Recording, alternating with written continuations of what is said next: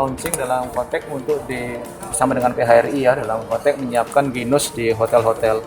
Saya kira upaya yang luar biasa dari teman-teman PHRI, sekaligus hadiah ulang tahun untuk kami Hari Bayangkara.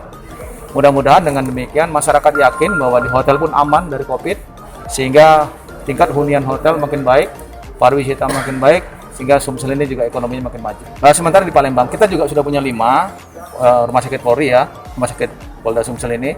Tapi memang kita gunakan untuk kepentingan internal. Tapi kalau suatu waktu dipakai eksternal untuk membantu, kami siap. Seperti kemarin waktu penyekatan penjelang Hari Raya Idul Fitri itu kita manfaatkan.